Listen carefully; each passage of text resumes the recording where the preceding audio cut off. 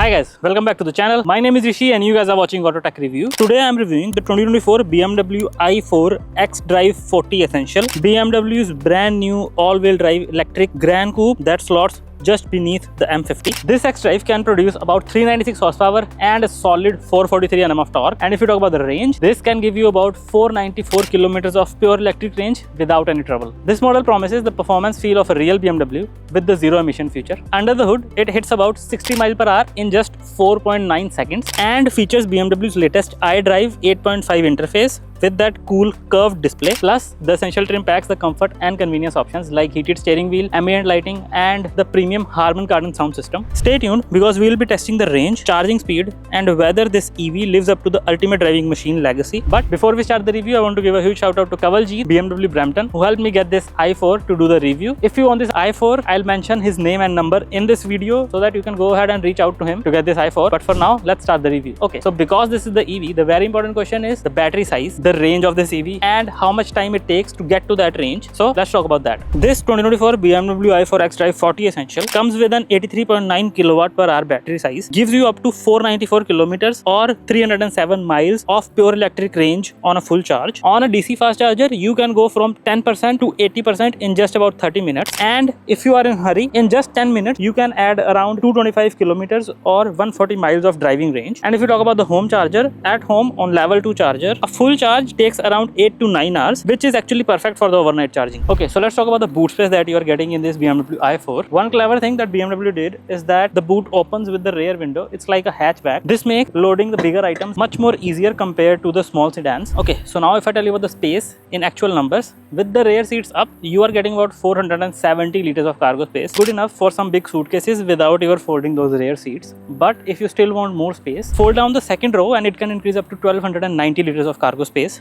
Without any problem, you can fit the longer items or the bulkier items. So yes, the i4 keeps the sporty Grand Coupe design, but with surprisingly practical boot space. Now, let's go ahead and see the tire sizes that you're getting in this i4. If I tell you about the tire sizes, this 2024 BMW i4 Essential comes with the 18 inches standard alloy wheels running on 245/45 R18 tires. But if you want the bigger tires, you can upgrade the tires to 19 inches alloy wheels, which uses the 245/40 R19 tire setup. Okay, so now let's talk about the design of this i4 and a bit of a Canadian prestige. From the front, the 2024 BMW i4 Essential sports those signature BMW kidney grills, sleek, mostly closed and flanked by the modern LED headlights. Slide around the back and slim L-shaped LED tail lights makes a statement in both style and sportiness. Plus, the hatch style boot, which opens with the rear window, is super handy for bigger loads. And here's the cool part. In 2025, this BMW i4 was named the Canadian Electric Car of the Year by the Automobile Journalists Association of Canada, making the second time it's earned this top EV honor, with the first being in 2023. That award speaks volumes about its combination of performance, range, technology, and quality. Okay, so now is the time. Let's get inside this BMW i4 and tell you about the space and the features that you are getting in the second and the first row. Okay, so now I'm in the second row of this BMW i4. Let's go ahead and talk about the space, the features, and the storage options that I'm getting in the second row. First of all, if you talk about the space, as you can see, I have more than enough legroom here. The front seat is currently set for my driving position, which is kind of in the middle, but still I have more than enough legroom. I can say I have enough headroom here, but if somebody is taller than me, or if he's 6 foot or 6 more than that, he'll not be really comfortable in the second row. Now if I tell you about the features, first of all, you have your 2 AC vents here with the air volume control knob in the middle. Below that, you have your temperature control separate from the first row. So second row, you can control the temperature separately. Below that, you have your 2 USB-C ports with the fast charging. Then you have your armrest here. If you talk about the doors look pretty cool. You have your door opening knob here, and you have your speakers just beside that. The speakers are of Harman Kardon, which is providing you the better sound experience. Now if you talk about the storage in the second row, you get your 2 storage pockets here behind the seats, and you have 2 cup holders here, and you have a water bottle storage here on the door. That's it in terms of storage. The second row, if I tell you about overall feel in the second row is not that bad. It's spacious for me. I also have space underneath the seats to tuck my feet under it, and you are getting leather wrapped seats all around the car. Because this is the essential all-wheel drive version, you are getting the leather wrapped seats all around the car. You are also getting the reading lights here. For me, the second row is pretty comfortable and spacious at the same time. Now let's get into the driving seat and see what all features you are getting in there, and after that we'll take this i4 for a spin. Okay, so now I'm in the driving seat of this new i4. Let's go ahead and see the tech, the features that you're getting here, and the storage options that you're getting as a passenger. First of all, if I tell you about the seats are pretty comfortable. You have your electronically adjustable options on the left side of the seats. You can adjust the seats electronically in all the possible modes that you can. I am sitting in a really comfortable position in the seats. These are the leather wrapped seats, and you are also getting the heated and ventilated seats options in this essential version. Now let's talk about the steering wheel. Okay, so first of all, you have this beautiful leather wrapped steering wheel with the BMW badging in the middle. On the left side of the steering wheel, you have your adaptive cruise control, resume, set driving distance from the front vehicle. You want to cancel, you can press this button. On the right side, you have your volume controls, music forward and backward button, call pickup, voice command. These are all the features that you're getting on the right side. Here you can see your heated steering wheel options below the BMW sign here. Just behind the steering wheel, you get your 12.3-inch driver's display. Connecting with that in the curved form, you get your 14.9-inch, which is the biggest in this segment. 14.9-inch touchscreen infotainment display here. You have your maps, your climate control, music, all the features in this screen. Sadly, you don't have any physical buttons to control the screen. As the classic BMW, you have this knob here to control the screen. You have to move this knob, and you have your mouse in the middle. However you want, you can select all the options, change anything on the screen. You can change it to navigation, you can change it to live location, you can even turn off the screen with this single knob here.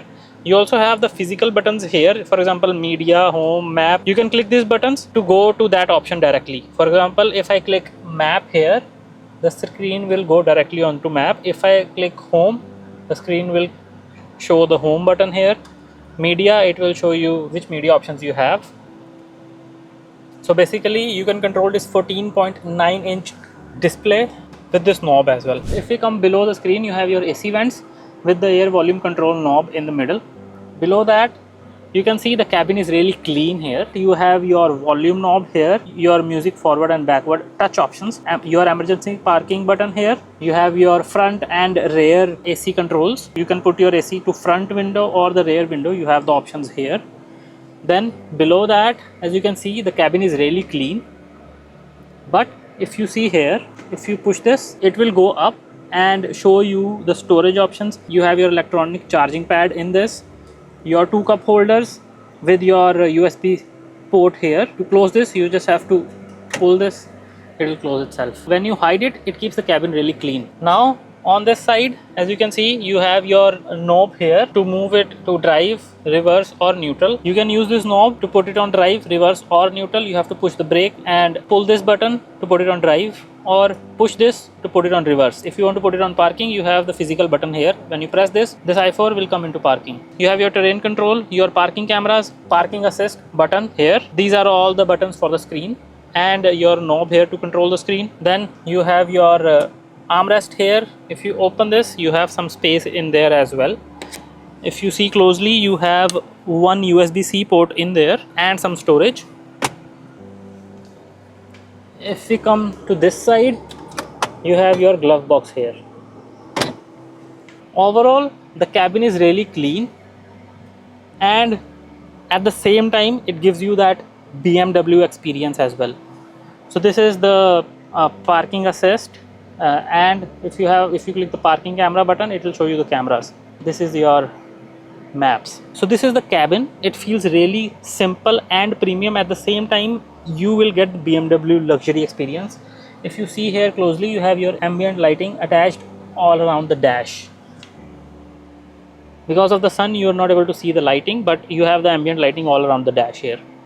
That's it for this review, and you want to see more such reviews like this, don't forget to like, share and subscribe to this channel, and stay tuned for the next BMW review. Okay, so that's it for this review. If you want to see more such car reviews like this, don't forget to like, share and subscribe to the channel, and stay tuned for the next BMW that is coming onto this channel. See you in the next video.